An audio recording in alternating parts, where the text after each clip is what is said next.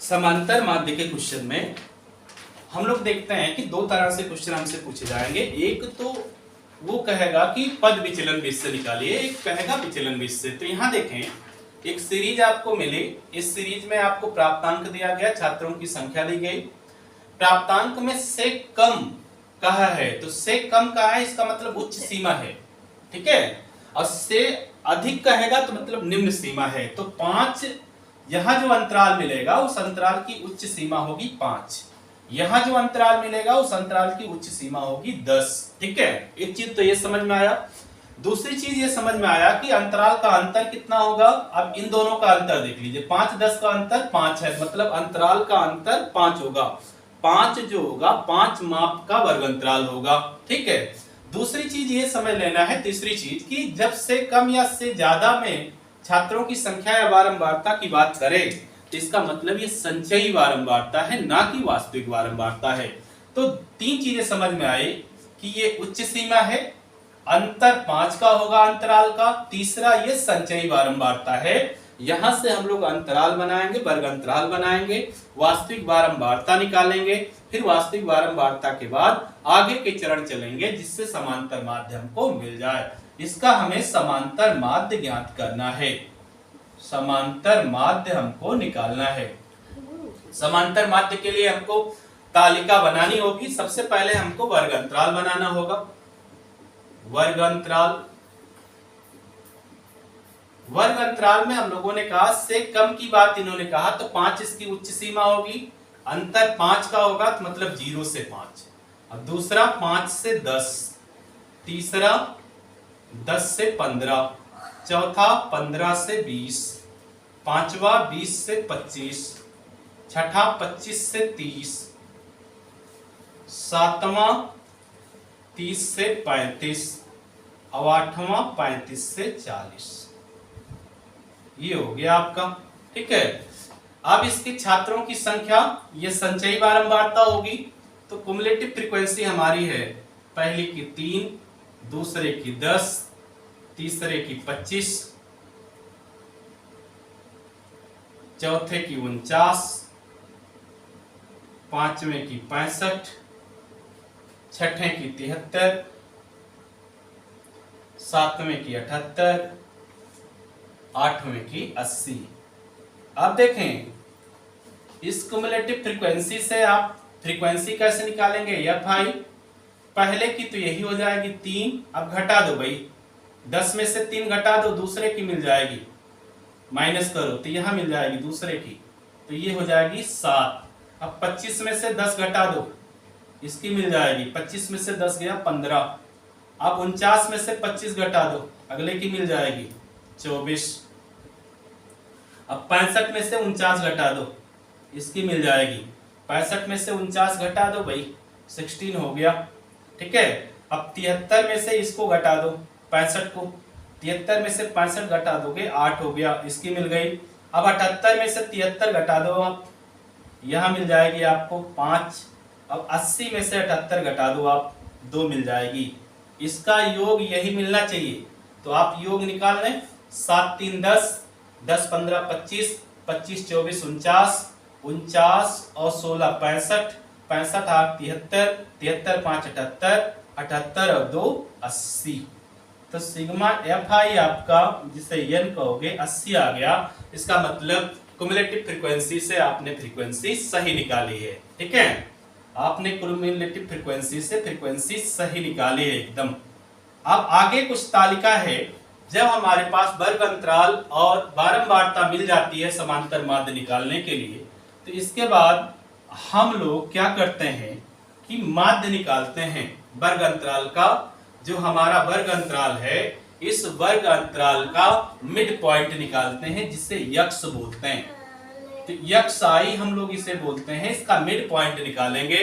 तो इसका mid point निकालेंगे 0 से 5, मतलब उच्च सीमा और निम्न सीमा को जोड़ेंगे, 2 से भाग दे देंगे, तो 0 + 5 मतलब 2.5।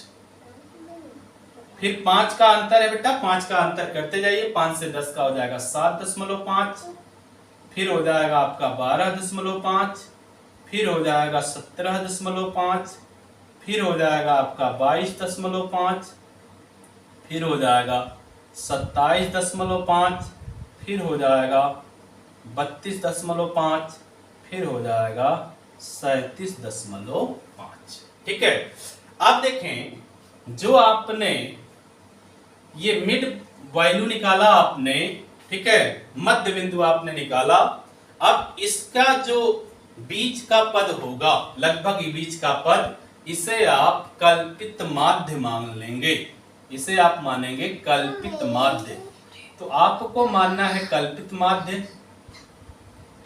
कल्पित माध्य इसे आप ए कहते हो।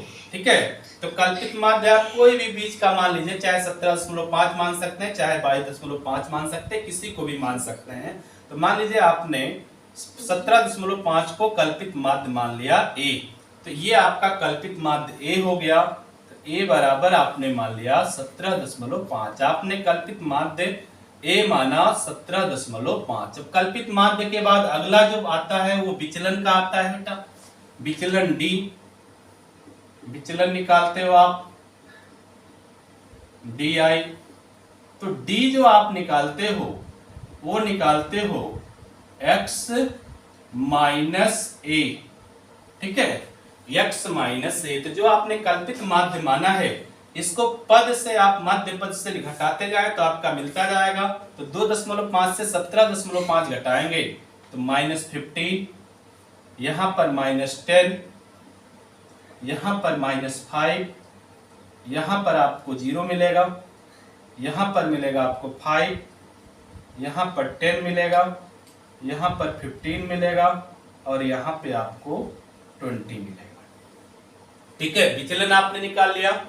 जैसे ही आपने विचलन निकाला, विचलन के बाद आप विचलन से भी निकाल सकते हैं या आप यहां से पद विचलन निकाल सकते हैं। ठीक है, अगर आपसे विचलन कहे विचलन विधि से, तो यहीं से आप रख दीजिए और आगे sigma f I into D I निकाल लीजिए। फ्रीक्वेंसी से विचलन के गुणा कर दीजिए। ठीक है, या पद विचलन विधि अगर कहे तो आप एक स्टेप और बढ़ जाइए। ठीक है, तो यहां से विचलन की बात अगर केवल विचलन विधि कहेगा तो आप तुरंत विचलन के बाद एफ आई डी आई निकाल देंगे। एफ आई डी आई जब आप निकाल देंगे तो देखें फ्रीक्वेंसी को उसके सामने के विचलन से गुणा कर दीजिए। तो 3 गुणे -15 -45 हो गया, 7 गुणे -10 तो -17 हो गया, 15 इंटू -5 -75 हो गया, 24 इंटू 0 0 हो गया, यहां 16 इंटू 5 80 हो गया प्लस में, 8 इंटू 10 80 हो गया प्लस में, 5 इंटू 15 ये हो गया 75 हो गया प्लस में, 2 इंटू 20 मतलब 40 हो गया आपका प्लस में। ठीक है, अगर आपसे विचलन विधि से कहे तो यहीं पर आपकी तालिका खत्म हो जाएगी। लेकिन अगर पद विचलन कहेगा तो ये तालिका आप नहीं रखेंगे, एक अलग तालिका रखेंगे, उसको हम आगे बता रहे हैं आपको। अब यहां देखें, यहां सिग्मा एफ आई डी आई कर लेंगे, इसका योग कर लेंगे। सिग्मा एफ आई डी आई इसका योग जब करेंगे तो आप पॉजिटिव वाले अलग जोड़ लीजिए, नेगेटिव वाले अलग जोड़ लीजिए, फिर घटा दीजिए।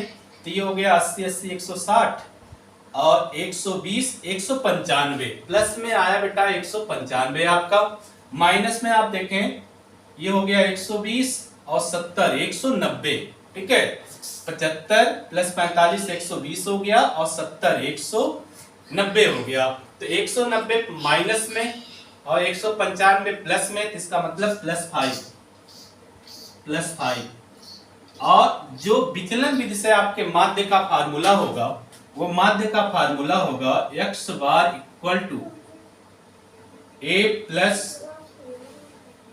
Plus sigma f i d i upon sigma f आई।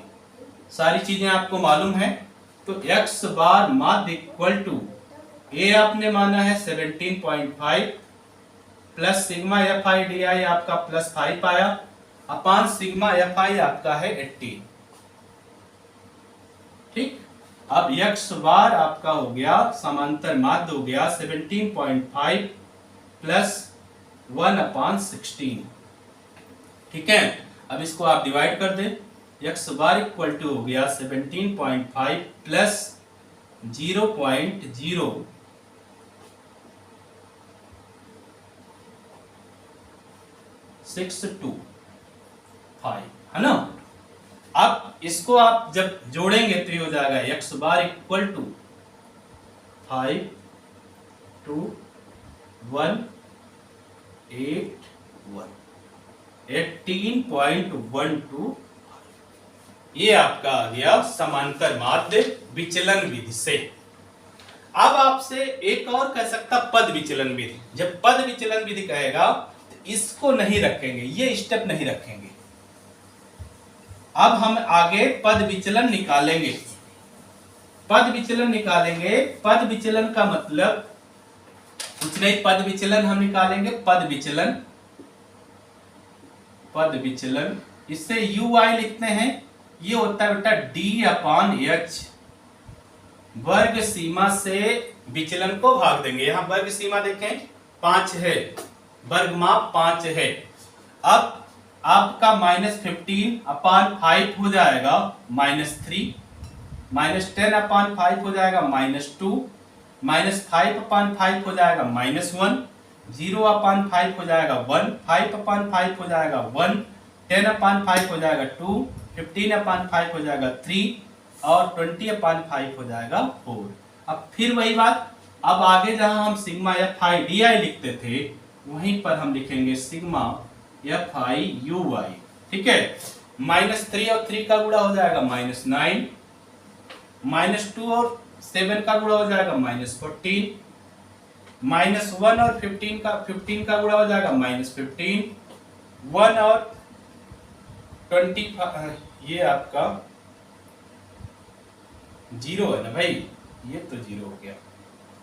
ठीक है, 0 और 24 का गुणा हो जाएगा 0, 1 और 16 का गुणा हो जाएगा 16, 2 और 8 का गुणा हो जाएगा 16, 3 और 5 का गुणा हो जाएगा 15, 4 और 2 का गुणा हो जाएगा 8।